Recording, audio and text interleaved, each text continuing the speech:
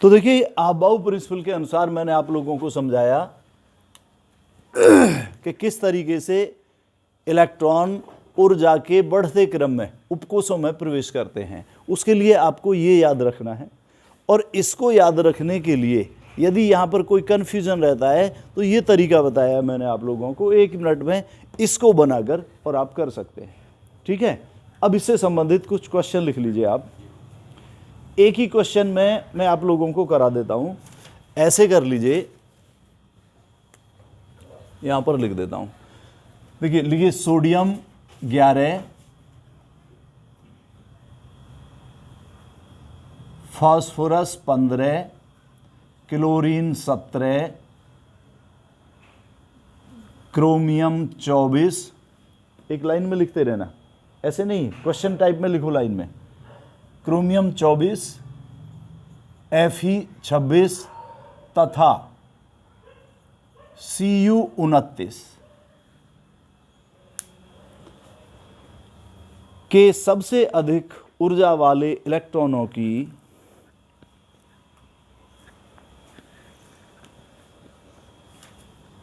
इनके नाम और सूत्र लिख लें, और आगे लिखें कि सबसे अधिक ऊर्जा वाले इलेक्ट्रॉनों की सभी क्वांटम संख्याओं के मान ज्ञात कीजिए।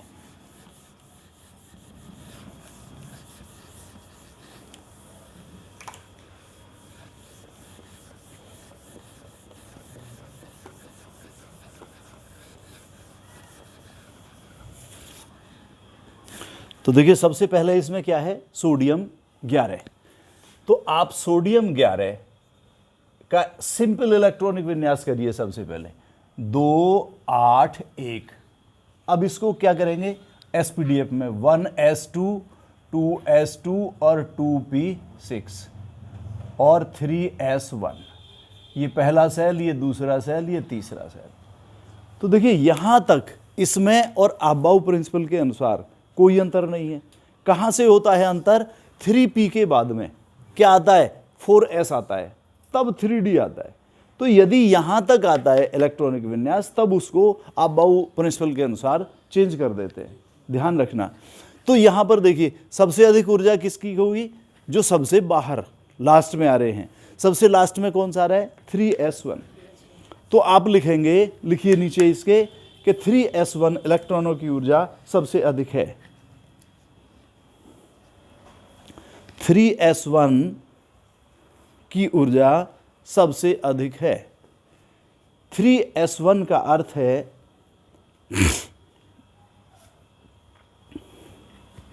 3s1 का अर्थ है तीसरे कोष के s उपकोष में एक इलेक्ट्रॉन स्थित है। तीसरे कोष के s उपकोष में एक इलेक्ट्रॉन है। ध्यान करिए, फिर देखिए सबसे बाद में कौन आ रहा है, 3s1। इसका मतलब 3s1 की ऊर्जा सबसे अधिक है, क्योंकि मैंने आप लोगों को बता रखा है कि नाभिक के जो सबसे निकटतम सेल होता है उसकी ऊर्जा सबसे कम होती है, और जैसे आगे को बढ़ते चले जाते हैं उनकी ऊर्जा ऐसे ही अधिक होती है। और ऊर्जा के बढ़ते क्रम में जो उपकोष है वो इस तरीके से है। तो ऐसे समझिए, इससे अधिक ऊर्जा इसकी है, इससे अधिक इसकी है, जो लास्ट में आ रहा है उसकी पहले से अधिक है, और सबसे अधिक किसकी है, 7p की यहाँ पर। तो जो 3s1 है इसको दोबारा लिखेंगे और इस 3s1 की तुलना करेंगे n, l और x से, जहां पर n क्या है, मुख्य क्वांटम संख्या। n है मुख्य क्वांटम संख्या, l है दिगंशी क्वांटम संख्या, और x है इलेक्ट्रॉन की संख्या। ध्यान करना, किस सूत्र से तुलना करी है उसकी, n l x से। n जहां पर क्या है, मुख्य क्वांटम संख्या, l क्या है, दिगंशी क्वांटम संख्या, और x क्या है, इलेक्ट्रॉन की संख्या। तो उन तीनों के मान इसमें खोजिए। n के स्थान पर इसमें क्या है, 3 और L के स्थान पर क्या है S। आप जानते हैं S उपकोष के लिए दिगंशी क्वांटम संख्या L की वैल्यू कितनी होती है? कितनी होती है? हैं? अरे मैंने बताया था आप लोगों को कि इसको अक्सर भूल जाते हैं कि L बराबर यदि 0, 1, 2 और 3 हैं तो उनको क्रम से S, P, D और F से प्रकट करते हैं। तो S उपकोष के लिए L की वैल्यू कितनी होती है? 0। समझ आ गया? तो आप यहां लिखेंगे S उपकोष के लिए L बराबर 0। ठीक है, जब L बराबर 0 तो M बराबर 0। जब S बराबर 0 है तो किसी भी S के L के लिए M का जो मान होता है -L से शून्य सहित +L तक, तो M की वैल्यू कितनी होगी? 0 तो माइनस या प्लस की नहीं होती, तो L 0 है तो M कितनी होगी? 0। इसका मतलब एक ऑर्बिटल है। S उपकोष में कितने हुए ऑर्बिटल? 1। ये M की वैल्यू है। और इसके लिए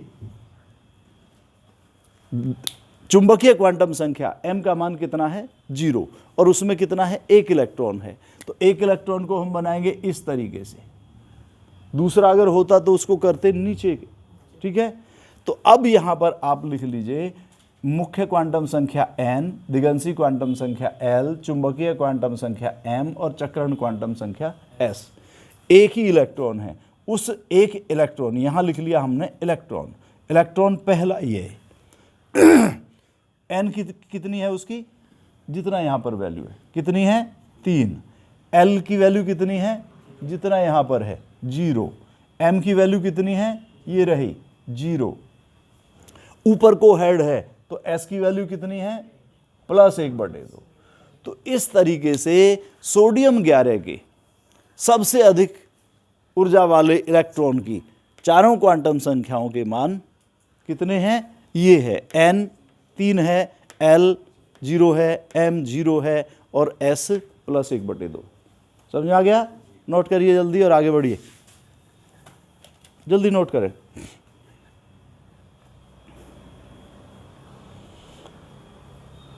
इसके बाद आएंगे आप अगला क्वेश्चन। दूसरा है इसी में फास्फोरस 15। तो देखिए आप केवल उसका इलेक्ट्रॉनिक विन्यास करेंगे फास्फोरस 15 का।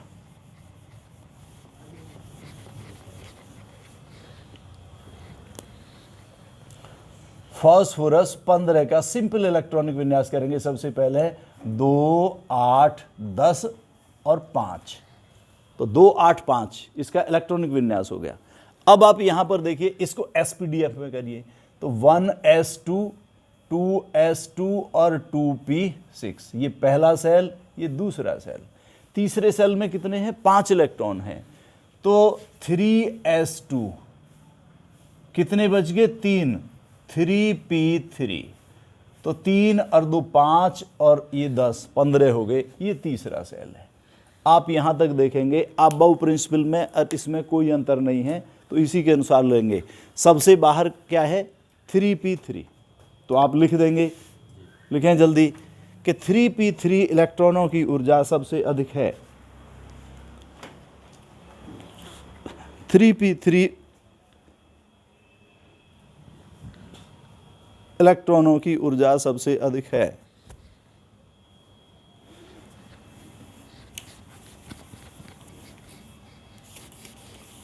p3 का तात्पर्य है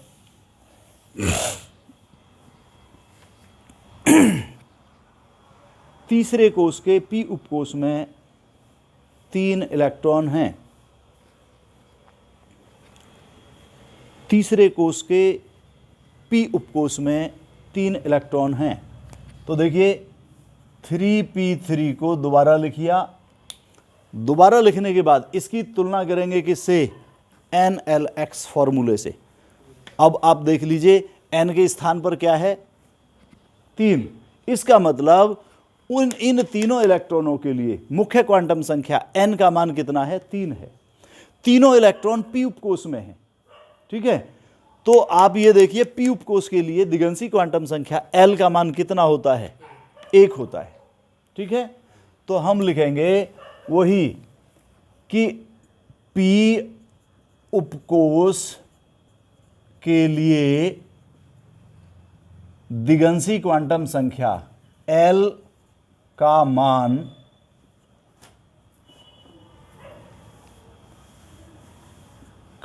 बराबर कितना होता है, 1। जब L बराबर 1 तो M बराबर -1, 0 और +1। किसी भी L के लिए M के मान -L से शून्य सहित +L तक होते हैं। इसका मतलब जो पी उपकोष है उसमें ये 3 ऑर्बिटल होते हैं, और वो जो 3 ऑर्बिटल हैं उनके लिए जो M के मान हैं, आप इस तरीके से 3 ऑर्बिटल बना लें। इस पहले ऑर्बिटल के लिए -1, इसके लिए 0 और इसके लिए +1, ये 3 ऑर्बिटल हैं। और इन 3 ऑर्बिटल क्या है, M क्या है, चुंबकीय क्वांटम संख्या। कितने इलेक्ट्रॉन है पी उपकोष में, 3 इलेक्ट्रॉन। तो ऑर्बिटलों में उनका डिस्ट्रीब्यूशन कैसे होगा, इसमें 2 होंगे, इसमें 1 होगा, और 1-1 होगा। हुंड ने यही तो बताया था कि सबसे पहले 1-1 इलेक्ट्रॉन सब में आ जाएगा, उसके बाद पेयरिंग होनी शुरू होगी। इसका मतलब पहला इलेक्ट्रॉन ये है, दूसरा ये है और तीसरा ये है। अब निकल गया आपका सवाल। यहाँ पर इलेक्ट्रॉन, एक टेबल बना लीजिए छोटी सी, थोड़ा ऊपर बना देता हूँ मैं।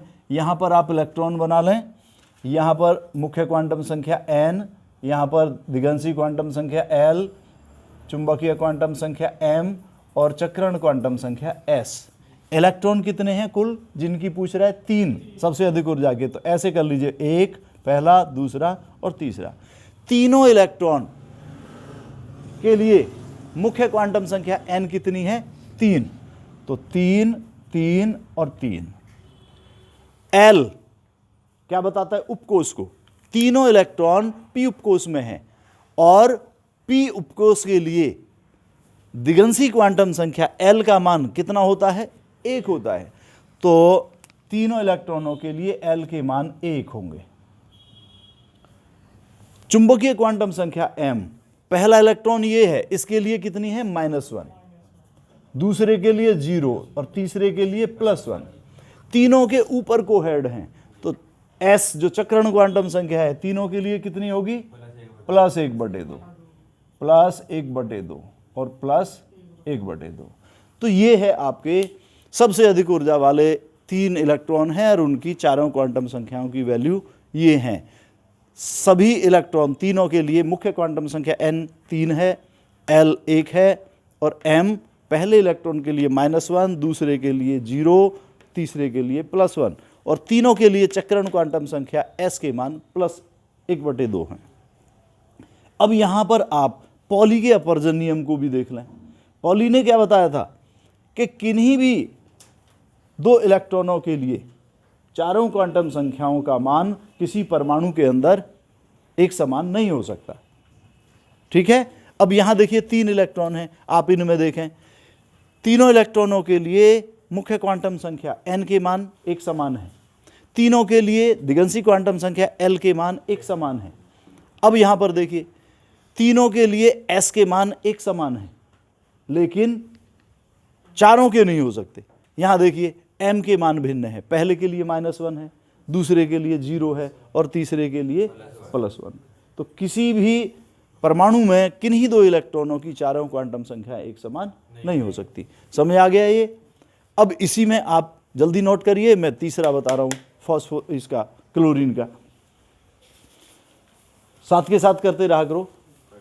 देखिए क्लोरीन में क्या है, वही तरीका है। सबसे पहले आप क्लोरीन का इलेक्ट्रॉनिक विन्यास करिए।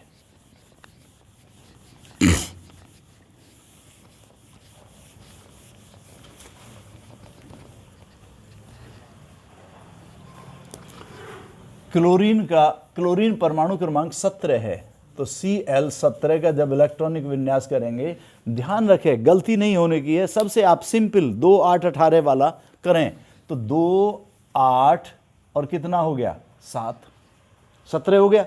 अब इसको आप SPDF में करिए, 1s2 2s2 और 2p6, ये पहला सेल दूसरा सेल, तीसरे में कितने हैं 7 इलेक्ट्रॉन, तो 3s2, 2 निकल गए, कितने बच गए 5, तो 3p5। ये इलेक्ट्रॉनिक विन्यास, ध्यान करना 3p तक कोई चेंजिंग नहीं है। तो इसका मतलब 3p5 सबसे बाहर आ रहा है और 3p5 इलेक्ट्रॉनों की ऊर्जा सबसे अधिक होगी। तो नीचे लिखेंगे 3p5 इलेक्ट्रॉनों की ऊर्जा सबसे अधिक होगी।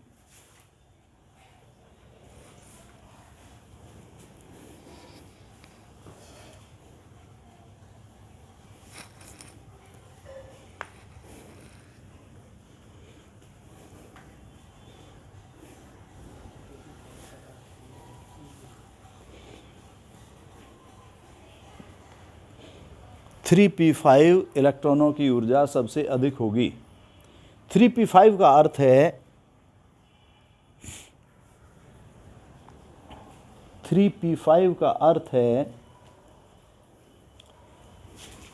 तीसरे कोष के p उपकोष में 5 इलेक्ट्रॉन हैं,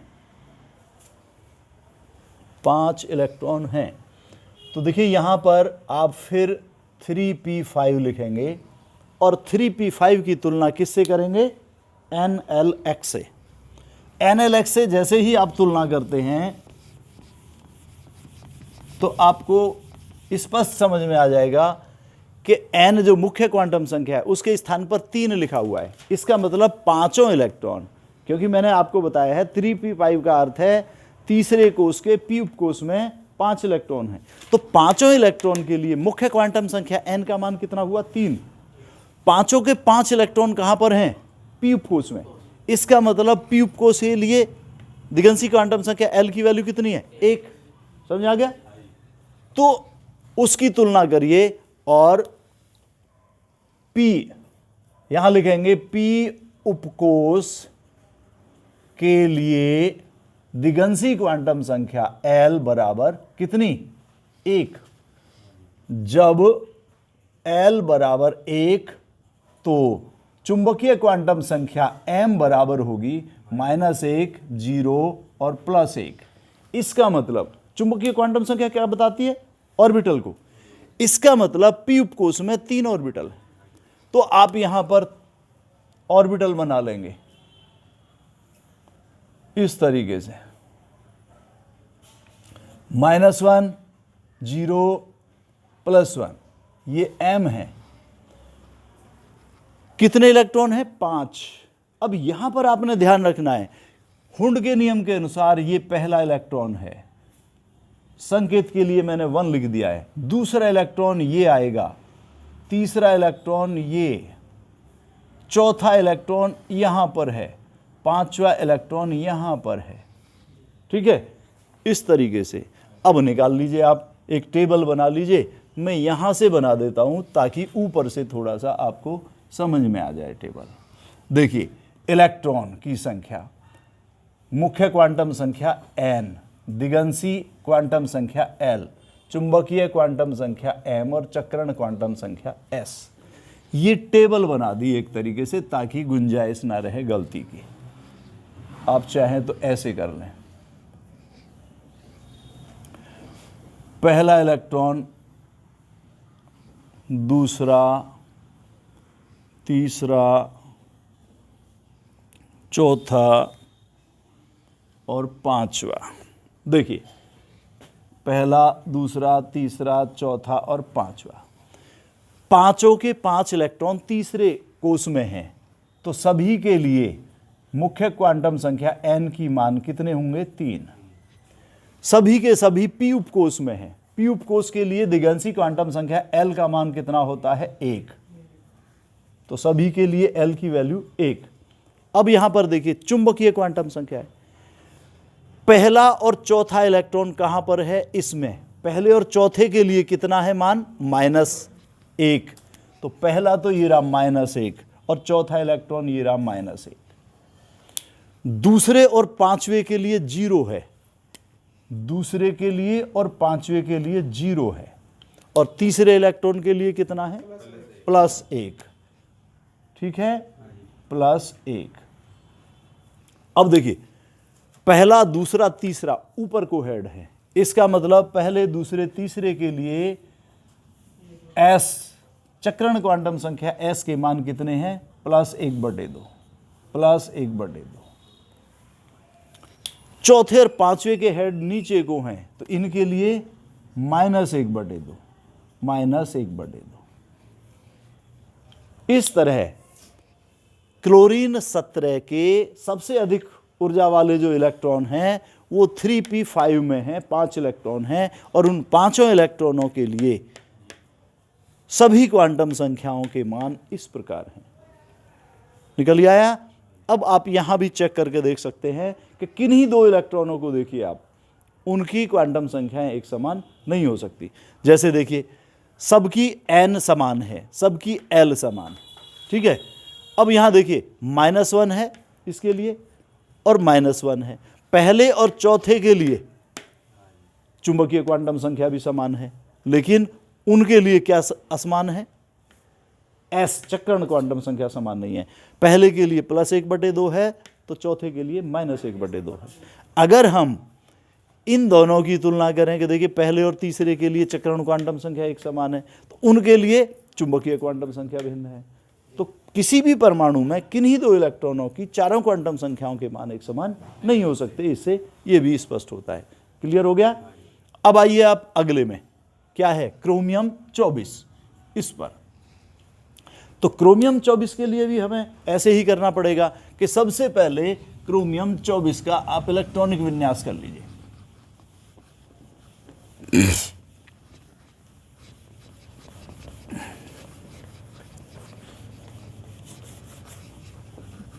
सबसे पहले सिंपल इलेक्ट्रॉनिक विन्यास करें, उसके बाद एसपीडीएफ में करें। तो देखिए, क्रोमियम 24 आपको ध्यान होगा ये अपवाद है, इसका 2 8 और 13 1 ये होता है इलेक्ट्रॉनिक विन्यास, ठीक है।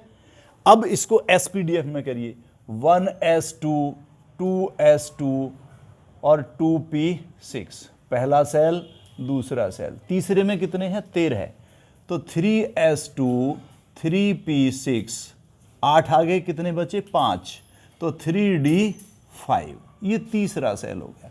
चौथे में कितना है? 1 इलेक्ट्रॉन है, तो 4s1। समझ में आ गया? अब आप देखिए, ये कहां तक है? 4s यहां पर है, ठीक है। तो 4s इसके अकॉर्डिंग इसको कर दीजिए। जब इसके अकॉर्डिंग करेंगे तो 3p तक तो कोई चेंजिंग नहीं है, यानी 1s2 2s2 और 2p6, 3s2 और 3p6। इसके बाद में 3p के बाद में क्या आता है? 4s आता है। 4s को ले आइए यहां पर, 4s1, और तब आता है 3d। तो d कहां पहुंचेगा? लास्ट में, 3d5, और तो कोई नहीं बचा। इसका मतलब 3d5 इलेक्ट्रॉनों की ऊर्जा सबसे अधिक है, ठीक है। तो लिखेंगे यहां पर कि 3d5 इलेक्ट्रॉनों की ऊर्जा सबसे अधिक है। 3d5 इलेक्ट्रॉनों की ऊर्जा सबसे अधिक है।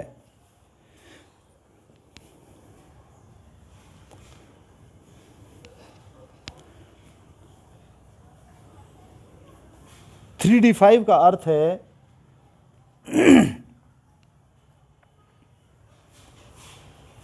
तीसरे कोष के डी उपकोष में 5 इलेक्ट्रॉन हैं।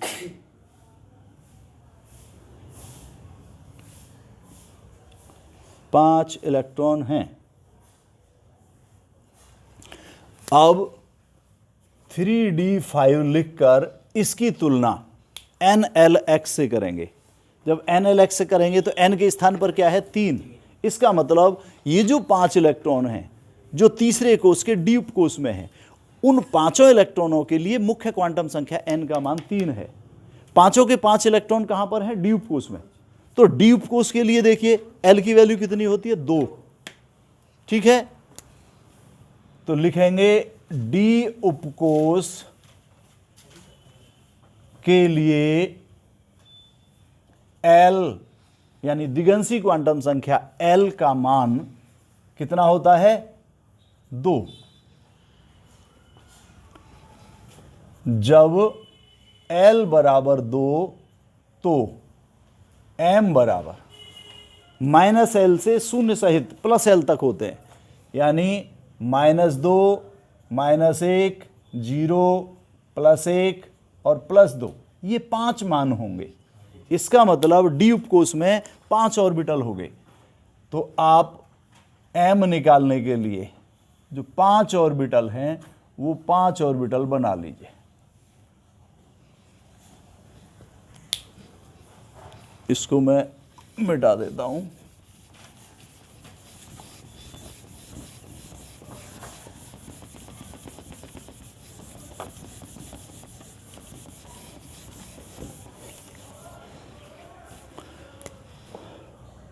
एक, 2, 3, 4 और ये 5।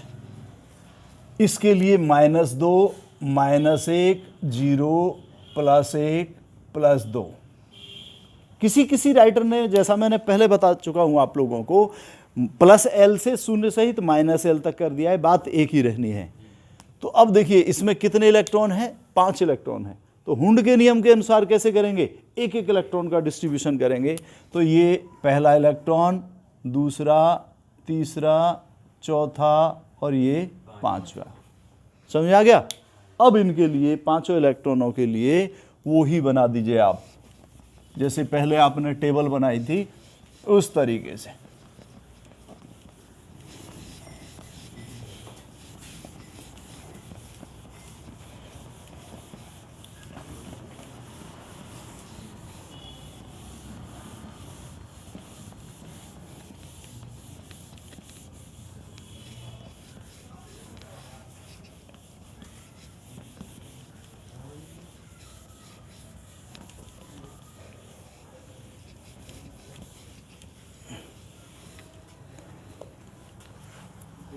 देखिए कैसे, मैं यहाँ से बना देता हूँ, थोड़ा ऊपर सबको दिखाई दे जाएगा। वो टेबल इस तरीके से,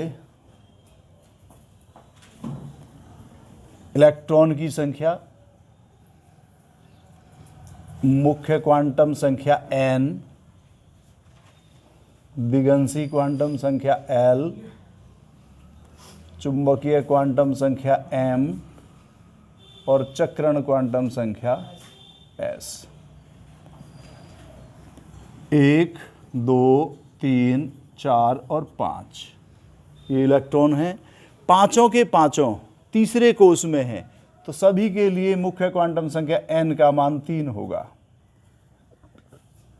सभी के सभी डी उपकोष में हैं, तो डी उपकोष के लिए L का मान 2 होता है। अब आप देख लीजिए, पहले के लिए चुंबकीय क्वांटम संख्या m का वैल्यू कितनी है? -2। दूसरे के लिए -1, तीसरे के लिए 0, चौथे के लिए +1 और 5वें के लिए +2। पहले सभी पांचों के लिए ऊपर को हेड है, इसका मतलब सभी पांचों के लिए s का मान +1/2, +1/2, +1/2, +1/2, +1/2। ठीक है। अब यहां भी कंपैरिजन करके देख सकते हैं आप सभी के लिए कि किन्हीं दो इलेक्ट्रॉनों की चारों क्वांटम संख्याएं नहीं हो सकती हैं एक समान। तो आप कंपैरिजन करेंगे, आप देख लीजिए सभी के लिए n की वैल्यू 3 है, सभी के लिए L की वैल्यू 2 है। अब यहां पर देखिए, ये S की वैल्यू सबके लिए एक समान है, लेकिन किन्हीं भी दो की तुलना कर दीजिए, m की वैल्यू भिन्न मिलेगी। मान लो पहले को -2 है तो -2 और किसी की नहीं है। तो इस तरीके से ये आप समझ लिए हैं। ये दो बचे हैं, आयरन 26 और कॉपर 29, ये मैं कल बताऊंगा आपको।